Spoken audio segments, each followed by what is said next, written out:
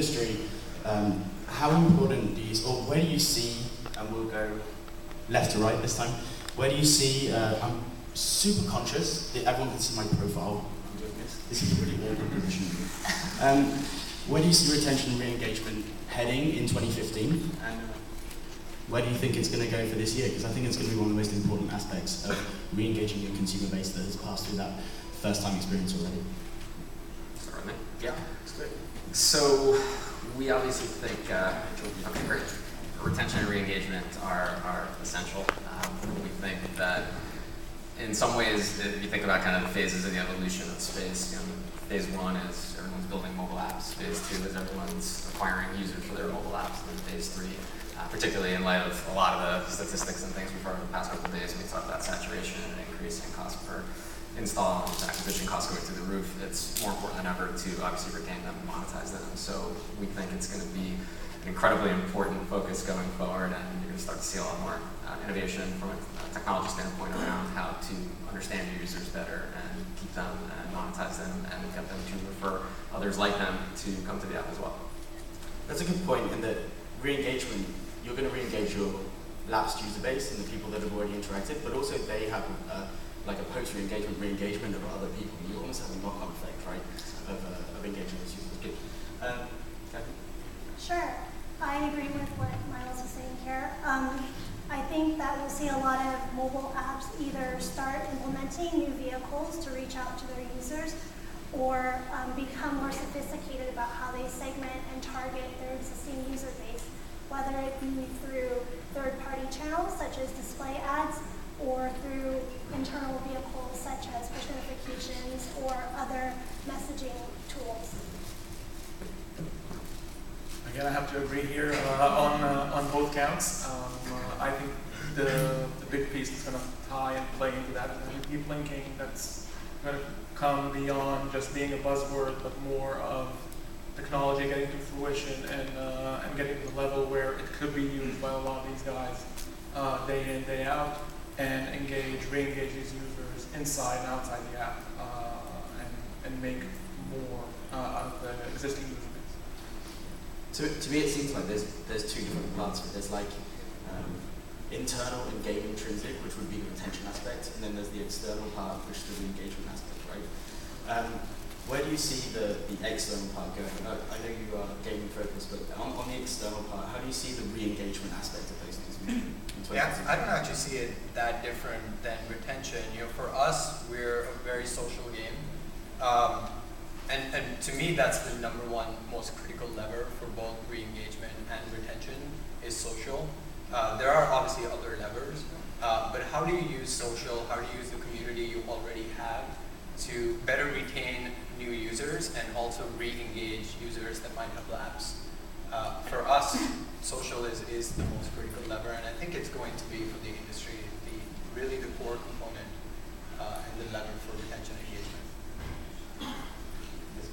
Yeah, I think going forward, to echo what everyone said, it's definitely going to shift. I think the focus has to shift. Acquisition's great, but not only is it more cost-effective to engage existing users, it's kind of like the lowest hanging fruit. So big areas of focus I think are going to be around segmentation. So how are you leveraging customer data, whether that's interaction with your game, maybe it's at what level are they engaged? If it's a commerce app like Walmart or Mosaic, are they an abandoned cart shopper? Are they a one-time purchaser, two-time, three-time? So really getting granular with the segmentation, and then having very distinct messages for those buckets of customers.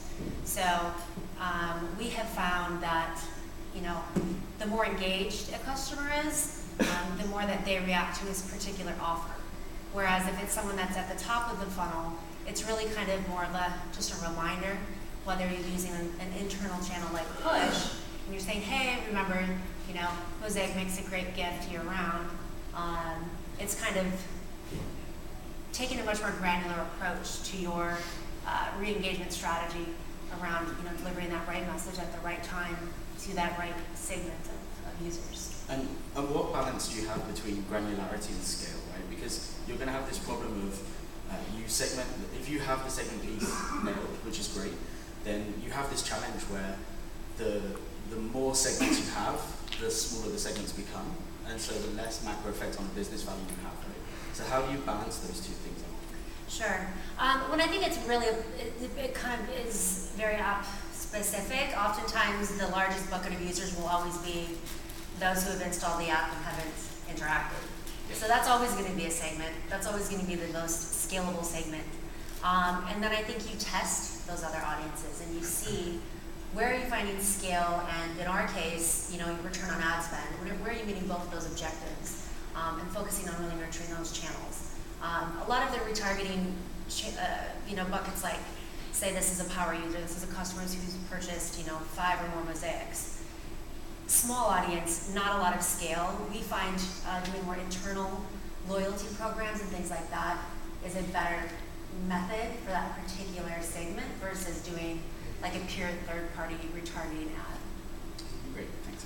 And Kathryn, just on what was there on the e-commerce side, for Walmart, how do you actually look at how do you implement the correct brand strategy? Because we're talking about ROAS, right? And ROAS for gaming is super easy. It's the revenue versus, you know, that the user generates in the game, either through ad spend or through our IAPs. Yeah? For an e-commerce, how do you look at that? Are there other aspects of a user's life cycle that have value outside of the revenue aspect? Yeah, that's a really great question.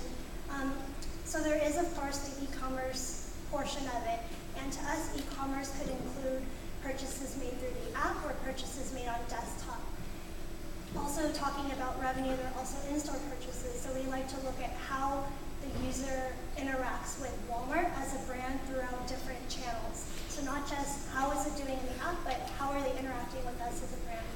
And then we also like to measure user engagement, not necessarily revenue, when they use the app in the store or to plan their trips. Great. Just to jump in that, I think when you're not a gaming app and you're not a retailer, the metrics that we have to measure engagement in particular are very mature in mobile, and it's particularly as more and more non-endemic companies are investing in mobile and investing in mobile apps, the metrics that are going to be important to them are going to be very, very different. So you take a bank, time spent in the app is completely irrelevant to a bank because the purpose of the app is for quick, convenient interactions, right? So actually you want that as low as possible. So there's going to be, I think, a lot of changing, you know, in terms of what metrics matter, depending on the category over time here. That makes sense. And so in terms of these metrics, that whatever they might be, right, time spent in the app, engagement, retention, progression through the game, revenue, whatever these things are, what has traditionally been Assaf, the best levers to pull in terms of impacting those metrics for you, from an external point of view, right? You have a decent view across that board. You know, it's so wide that it's really hard to say, you know, if you do this, you get that.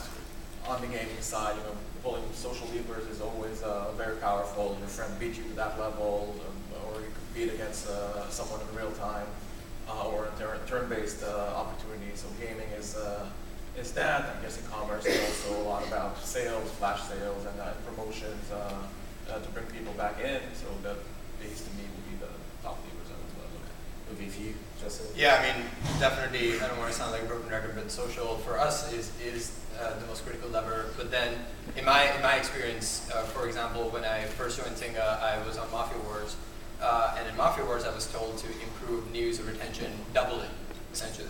And all I did was I installed the game, and I went through this terrible first-time user experience that was 8 pages of text, literally just text, really small, tiny text. The first thing I did was remove all of that and do an A/B test where you add just one screen with some pictures and some text, and then you go play the game. And single-handedly, that doubled user retention. So really digging deep into the data and finding where your drop-off points are, where your user experience is really failing you, and where there's room for optimization, that's been another huge lever for us. Similar to that, you know, authentication is is really important for us. Our users actually get really put off when you ask them to Facebook Connect or give us their email. So how how do you optimize for that? Because we want them to authenticate, but we also don't want them to drop off. Do we allow them an anonymous way to authenticate? So there are lots of these major levers that we have. As you said, it's really wide. Great. I think just one thing to add to that, for us specifically, I think one of the easiest, I guess, levers has been creative testing. A/B testing multiple combinations of creative and copy. So various CTAs, various lengths of copy, as well as different creative. So you have kind of your set of more like evergreen, non-seasonal, and then in our case, mosaics. Oftentimes, it's very popular as a gift.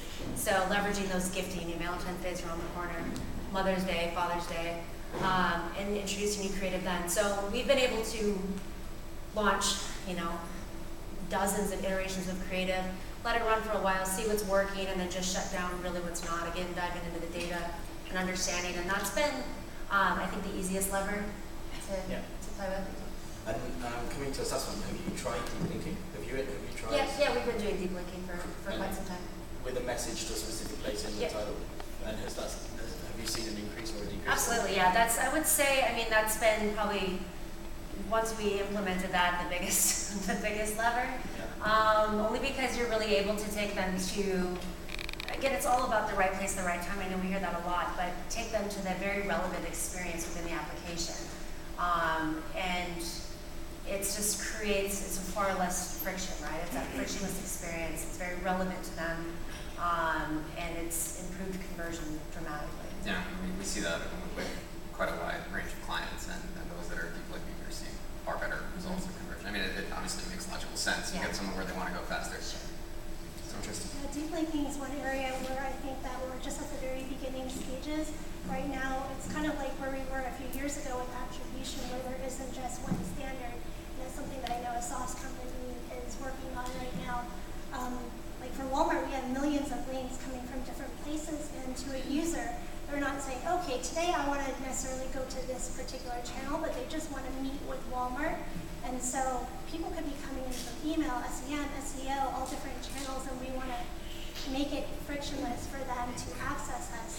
And from my point of view, I want to take them to the app. And so deep linking is a way to help them get there. And deep linking doesn't necessarily have to just be taking them to that place, but also creating one link that can smartly detect if the user has the app or not. So that's something I'm excited about. Yeah, that's good. Other than deep linking, what other kind of marketing vehicles do you think are key for re-engagement at the moment? We'll go to B. What other kind of, other than social, All day long.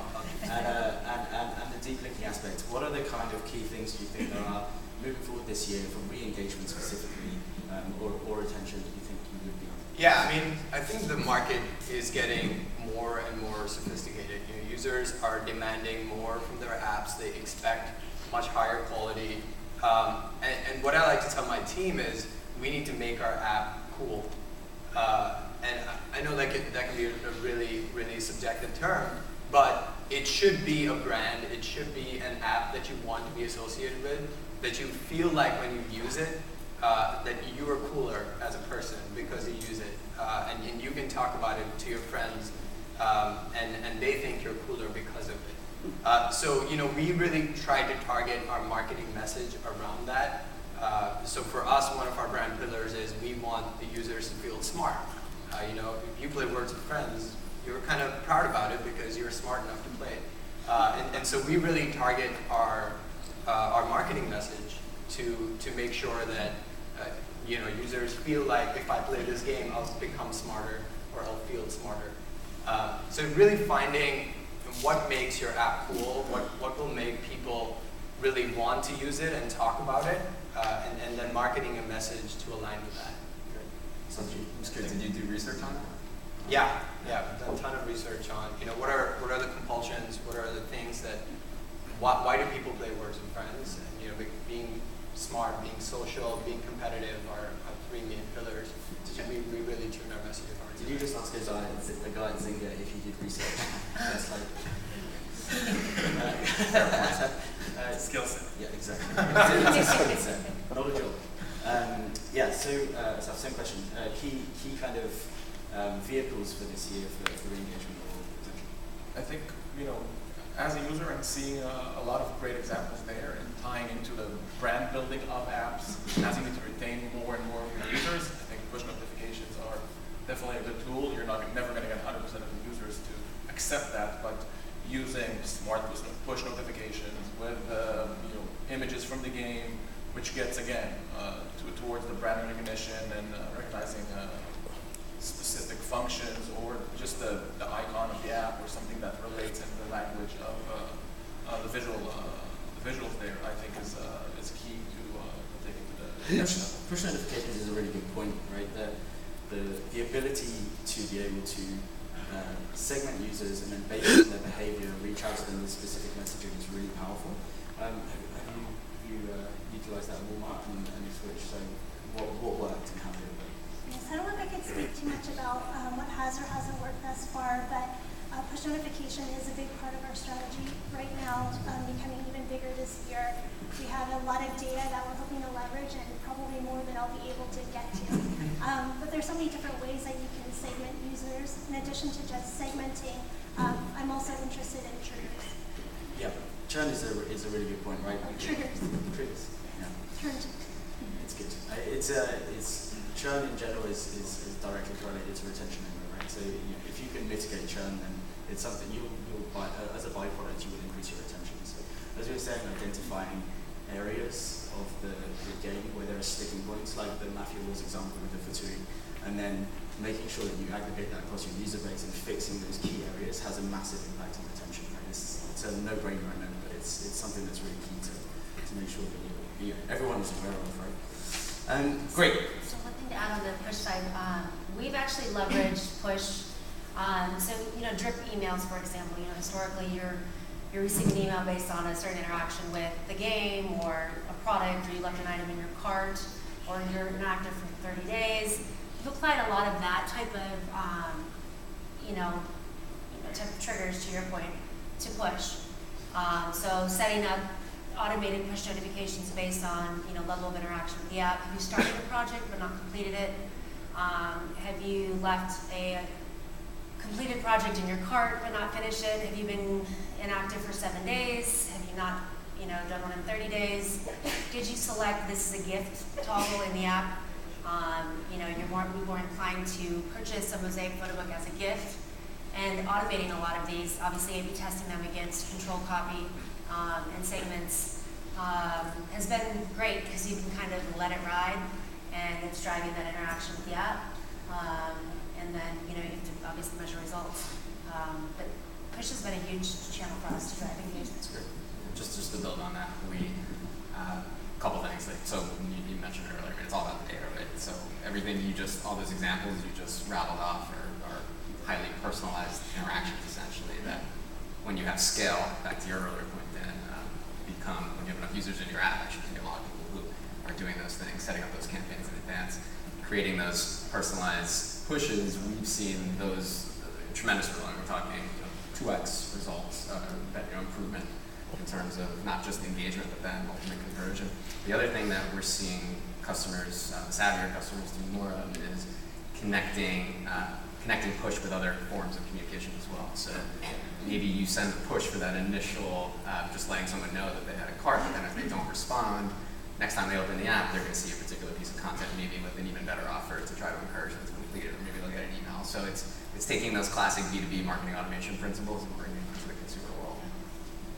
Mobile is really in its infancy compared to every other place, right?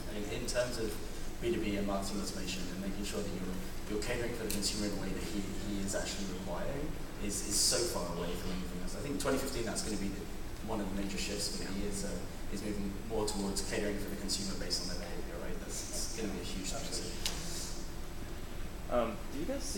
Do you think you'll see diminishing returns on marketing specific push notifications?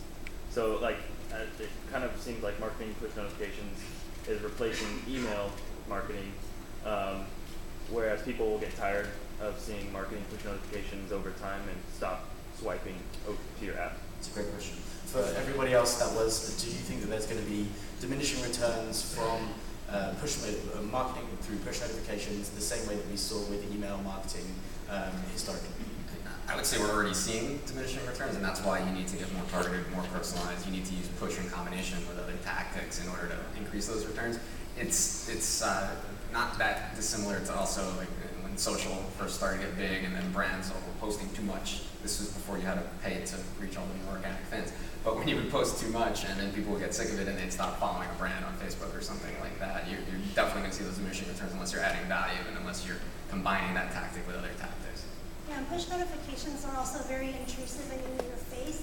I think we'll be evolving CRM mechanisms that are like push, but maybe a little more subtle, located within the app that could achieve similar results, but won't be as annoying to a user. Yeah, interestingly, Apple have released interactive push notifications now.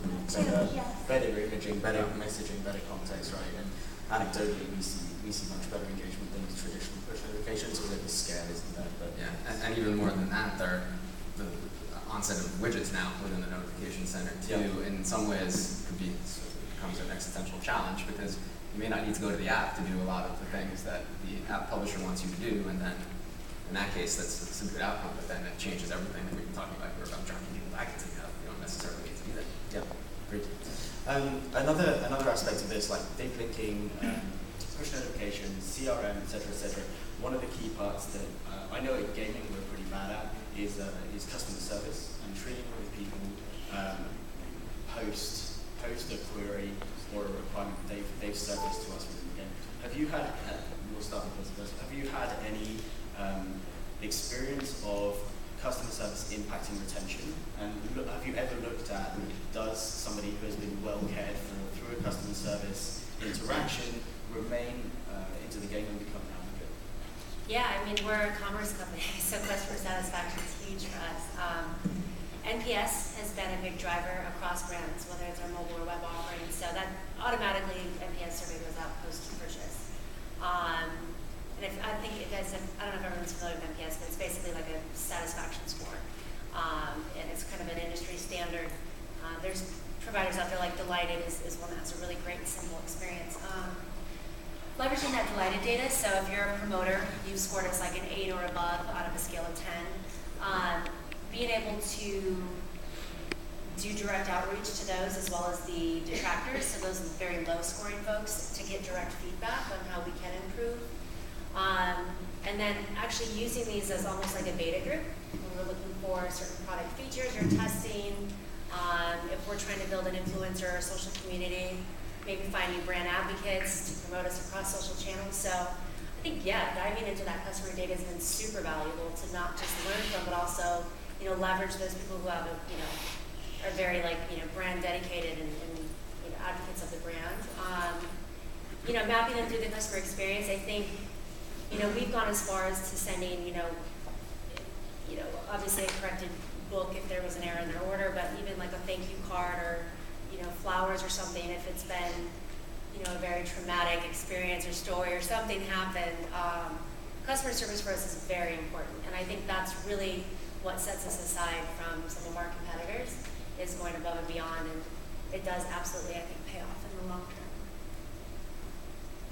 Yeah, I've seen it work in two ways. One is, so when I did work in Market Wars was known for having these handful of whales that paid a lot of money in this game. And our general manager at the time was in direct communication with a lot of these folks, not just to help them through their issues, but also to empathize with them, really understand what do they care about, and that helps dictate what our product strategy is going to be in the future. The second way I've really seen it make a huge impact is when we were doing New Words with Friends last year, our web version was actually suffering from a huge quality problem. And the customer service infrastructure that we have in Zynga is really poor, honestly. It needs to be improved. What one of our product managers did is she put a report a bug button on the right side of everyone's screen. And that report a bug link just went to a Google Doc or some survey system where you could just put in feedback. And she put it there. She collected maybe 10,000 or so verbatims over a month. And that was actually the turning point for the team, because then we were able to collect this feedback directly from our consumers much easily, and that was the key reason why we were able to fix a lot of the issues, and the product in the end was successful. And it had a direct impact on the business, and the product wouldn't be where it is today if we hadn't done that. So, I mean, really what customer service is about is having a direct line of communication with your users.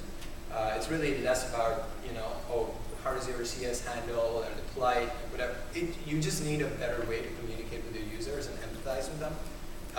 And right now we aren't really good at it. I think gaming, as you pointed out, notoriously is really deplorable at it, and we need to get better. In terms of customer service, I've seen it. I used to work for a gaming company called Nordeus. They have one of the largest fantasy soccer games in the world. And one of the core growth strategies for that company was customer service. They had the game localized in close to 30 languages and had support in almost all of those languages. And managed to build communities in specific regions around support, around feedback users, and that's one of the only evergreen apps in the App Store. The game that has been running on Facebook Canvas and mobile for I think over 5 years now. Did you see a direct impact in those where you weren't localized previously and then were localized? Did you see the impact in retention and engagement? Immediate. Because it's a level of comfort, and if you have a language that you know and it's your kind of a native tongue, and you see something that's broken and it makes no sense, or Google Translate it or something like that, you don't feel comfortable. You see something is wrong, and once you do the work and make sure it's kind of 100% there, then everybody is more excited, and in some cases not even aware of what's bothering them or what's interrupting their experience. So you're not always aware of that, but in the back end you can see the impact quite easily. In terms of retention and re-engagement, taking it back a step to a bit of a higher level, what do you see the two differences between? What are the major differences between retention and engagement? For a fundamental understanding of those things, segmentation we talked about has been really important. Deep linking works, push notifications are there. There's mechanics that add value to these things, but fundamentally the difference between the two. How do you see those two? I'd say that retention at its core is it's a metric. It's the percentage of people in your users in a specific cohort over a specific time frame that are coming back and continuing to use the app. Re-engagement, I think of as more of a tactic. It's a proactive attempt to go out there and bring them back through some type of efforts, and it's either on the product side or on the marketing side. For us, and this is something we talk to our clients about all the time, is that your retention strategies actually need to begin the minute the person installs your app, because the first couple days, first couple of sessions are by far the most important. They don't have a good experience, they don't see value, they're never coming back. Plus, if you can, so essentially you need to make sure that they understand all the wonderful tools and features that your app has to offer, expose them to those features so they see the value quickly. So this is all part of retention, even though it's onboarding at the same time. And you're simultaneously collecting a lot of data about them that you can use for future retargeting efforts. So when we think about retention, it's if you do retention right, you actually never have to think about it. You never have to do re-engagement. Yeah, exactly. Retention, exactly. There's no point in doing re-engagement if the retention's not there. You put them into a leaky bucket, then they'll just fall back up the other side. Kathryn. I agree with many of your points there. I do think retention is largely a product. I don't want to say issue, maybe function is a better word for it. I can share some success stories that we've had. So last year, Walmart's product team implemented several new features that were geared at improving retention. We introduced a pharmacy refill feature. We introduced some 1-hour photo features, and also this large initiative called Savings Catcher. Savings Catcher allows users to scan the receipt that they generated from making an in-store purchase, scans the local ads from competitors who live in your area, and if any other competitor had a lower price, we would give you money back in the form of an e-gift card. So that was a really strong retention feature that they created. And then as we release new features, I'll be working a lot more on re-engaging users so let them know about the new features that we're adding. Do you use re-engagement to update the lapsed user base about new product development? Lots and even active. And active. Because we have a lot of different campaigns, maybe about Valentine's Day, President's Day, back to school, that might be relevant to users if we want to let them know about it, even if they weren't going to come back that particular day. That's great. We've got kind of 10 minutes left. I think we could open it up to the floor. Do you have any questions? Great, perfect. What would you say is the biggest mistake you see people making from what you've seen in, I guess, in engaging a new customer? I'd love to hear the Zenga guy as well. Zenga. Social. I think the biggest mistake actually people make is they forget about it. And I saw this in a product I worked on, which was Cityville, where when Cityville launched, for a few months we were obsessed with new user retention. And then at some point we realized that we have more to gain from focusing on our whales and our hardcore audience. And so we built our roadmap just focused on those guys and, honestly, like getting more out of them. Yeah, and we sort of forgot about the new users and what that experience is like. Whereas that is what's really funneling the growth into your product. So I've seen this in countless teams where teams think that retention is only important for the first month or so after launch, and after that, it is what it is. Stop iterating on it. Focus on your hardcore audience, and they just forget about it. That's been the single biggest mistake I've seen. I would just add one thing is running too many channels simultaneously, paid channels. So if you're running, I've actually seen people run multiple partners. So you're running an ad roll, a top commerce. From a paid retargeting, it's very dangerous. You want to run one at a time, run one, shut it down, run another. You can kind of A/B test. Test against a control group, like a PSA ad. You're looking for incremental revenue. You're not looking for the same set of metrics that you would for acquisition campaigns. So I think that's super important. Don't run too many partners and A/B tests. Yeah, re-engagement should be accretive and complementary to user acquisition, right? Not cannibalization of Exactly. Yeah. Just one other thing just to add to that is that I think a mistake that we see from a lot of our clients is they wait too long, which I think is related to the point you was making. And back to what I was saying earlier, it begins from that very first session, that very first interaction, and starting to figure out what you need to do to make sure that they don't lapse. And essentially, my ultimate point here is that a lot of times people are focused on the wrong metric, because if they're starting to do some segmentation and if they're running retention or re-engagement campaigns based off of last time they used the app, it's already too late. You need to actually detect that you have to have an early warning system essentially set up, so you're looking at the data, you're seeing that if over a certain period of time this user hasn't done the following things, they're now at risk of becoming a lapsed user, and then I'm going to proactively reach out to them before that happens. To add to that and kind of take it to a different direction, it's the good thing about being an app in the App Store is that once you ship it, you have no way or 100% foolproof way to know whether users will love it, engage with it, and what good the retention is going to be. And luckily in this environment, there is a second chance, and you can re-engage those users down the line once you've figured out, you collected all that data, and analyzed and understood and improved your onboarding funnel and other metrics to make sure that the next wave is going to be better, but not lose the first and second waves that were not as successful, and re-engage them while acquiring new users with better optimized funnel. Yeah. Any other questions? A little twist on the earlier question. So what's the biggest mistake people make that you see in acquiring the new user, or approaching how to acquire a new user? So the question is, what's the biggest mistake people make when actually acquiring users for the first time, not yet having engagement? Back to paid acquisition. Not having their KPIs defined. No, we're very much revenue driven and we operate profitably. So CPI is not as important for us as the cost per customer acquisition.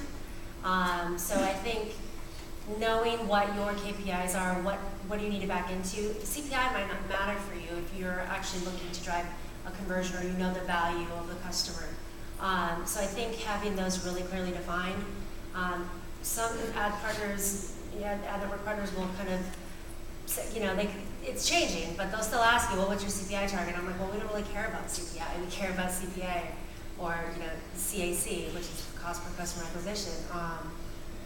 So I think just defining those is very, very important. It's a really good point, and it applies to re-engagement, retention, and user acquisition, monetization, literally everything you're doing. Yeah. If you don't have win criteria set up, then you don't know what success looks like, right? And if you can't define success, then you can't iterate and you can't optimize out what's underperforming or overperforming, right? Right. What are some of the KPIs you're looking for from a retention perspective that people should be aware of or should be looking at? So the question was, what are the retention KPIs that people are looking at and or should be aware of when looking at products?